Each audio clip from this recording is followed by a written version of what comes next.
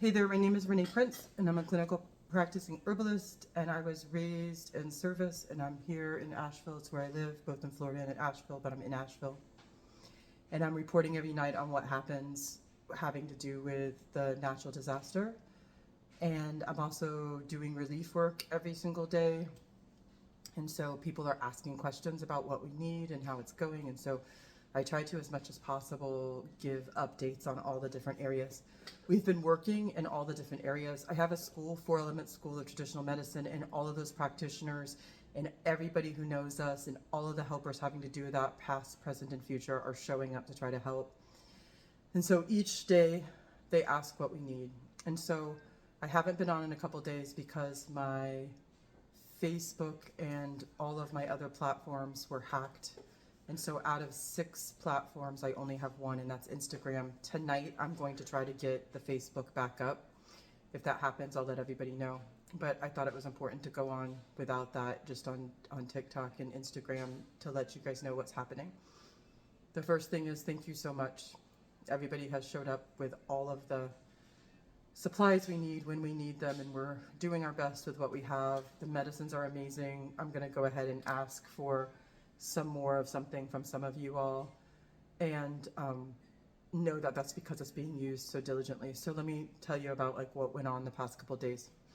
So the most important message about what's going on right now, because everybody's getting really tired, is that back to normal isn't close to back to normal.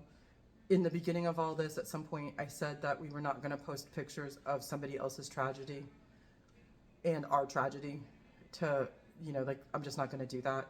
So tonight I'm going to go against what I said, and I'm going to post some pictures when I'm done with this, because I want everybody to see what we're getting back to normal looks like. Because I want you guys to understand that this is probably, in our nation, the worst natural disaster that's ever happened. And it's just simply not being reported that way. We're going to be probably a year where we're bathing in public bathing areas with water brought in. All of our research that we're getting from the community about what's happening with our water, like all of the government agencies, the way that they're fixing it is not acceptable for who we are physically.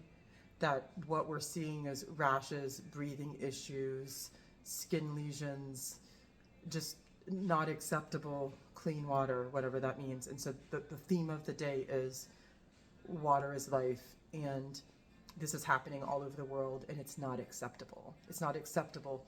One of the reasons why the platforms were shut down were because we were reporting on polluted water. That was part of the problem, that we had reported on radiation being dumped in the water and us catching it and getting pictures of it. And so we're hacked because of those things.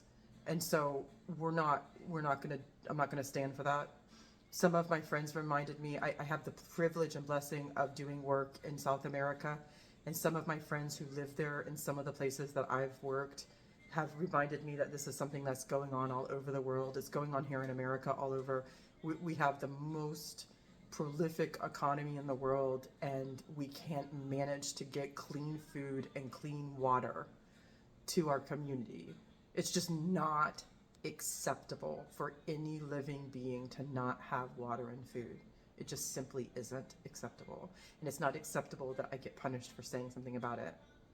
And so the first thing is that I think it's important to understand, because we're getting ready to, maybe in a week or so, soft open what's called the River District. And the River District is one of the places that was super hard hit. So Black Mountain, Wananoa, Fairview, Chimney Rock, Lake Lure, it's all around this big, huge base of mountains. Everything that was on the river, which everybody wants to live on the river, was decimated, nothing left.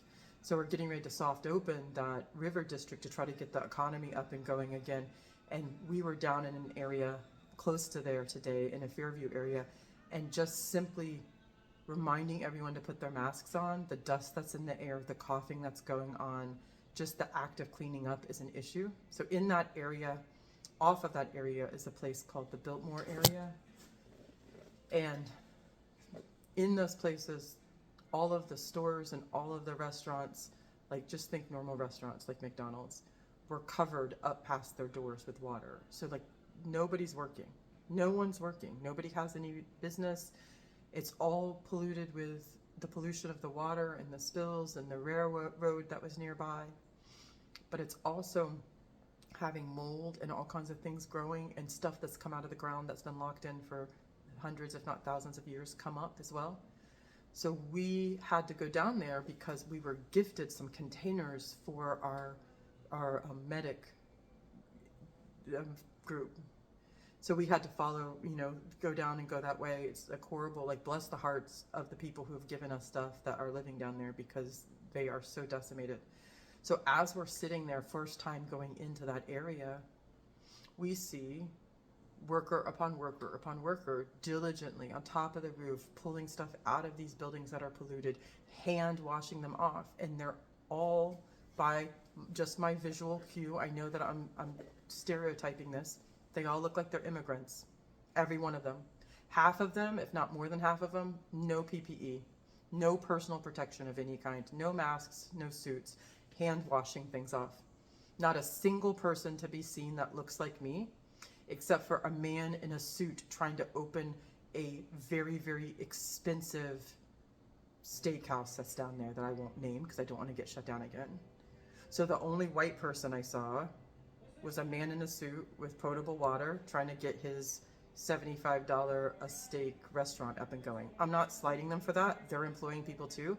But the idea that right next to them were these very, very hardworking people that seemed to look like immigrants to me. They definitely were people of color. No protection on them, diligently working, super duper hard work. It just devastated me. Like the idea of they're not being protected and they're willing to do our work. And the idea that we would need to be able to get them clean water, be able to bathe them off, and we can't. There isn't. That's not. They have to go find some place if they have transportation. So it's just that thought of what's important in your life, like what's going on, what we have to think about, the priorities. I know that this storm happened at the same time down in Florida where I live.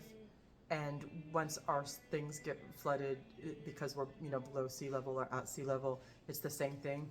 The government immediately dumps sewage into our waterways there, which are natural habitats that are protected wildlife. It's just not acceptable. And so I'm going to continue to speak about it. I'm going to continue to say I'm not going to be stopped. I'm going to continue to try to make the problem be a solution, like be part of the solution. Don't be part of the problem. I have news for everybody. I know they're tired, but if you're not part of the solution, then you're part of the problem. So indecision is a decision.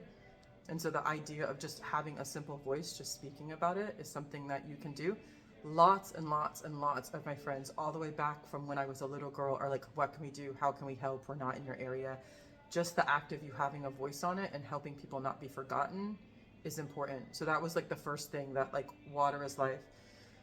The second thing is the idea around what we saw today.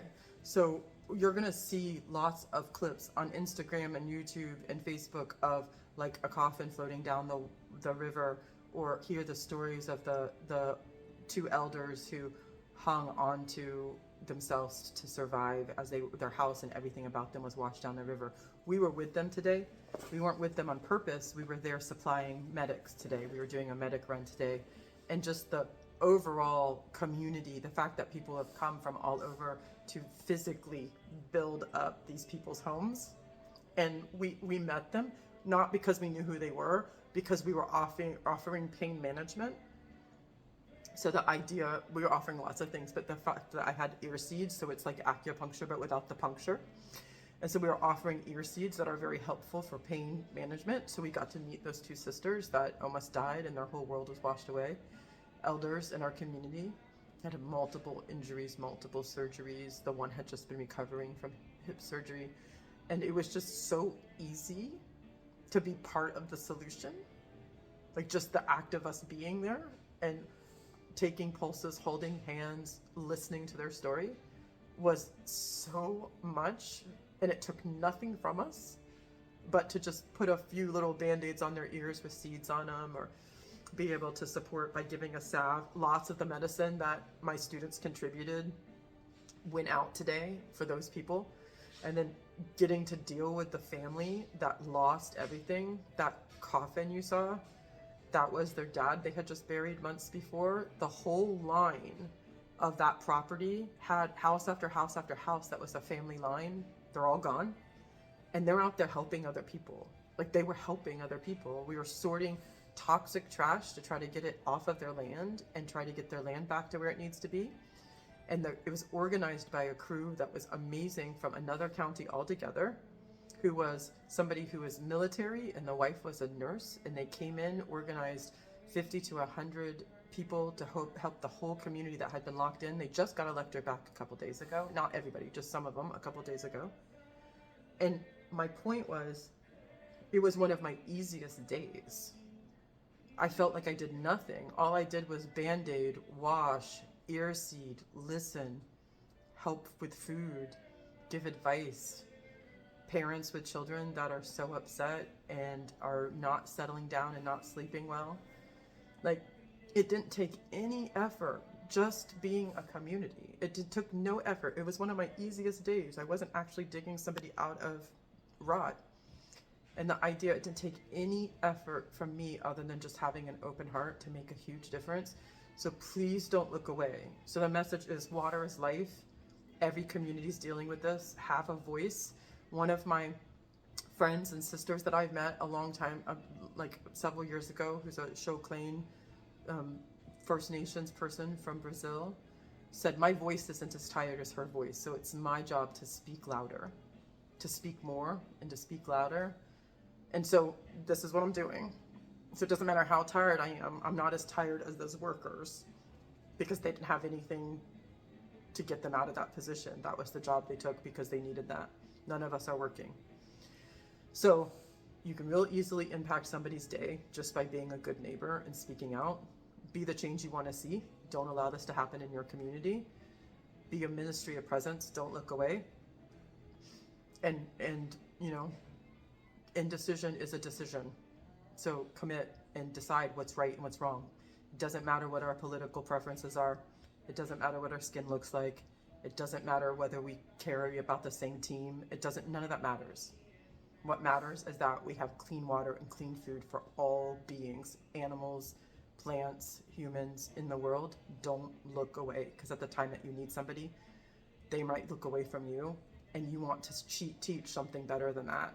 So this isn't going to stop me. I'll get my Facebook up and going again, and I'll get the new Amazon list up. We'll update it and put it up. You guys are doing a great job making sure we have what we need.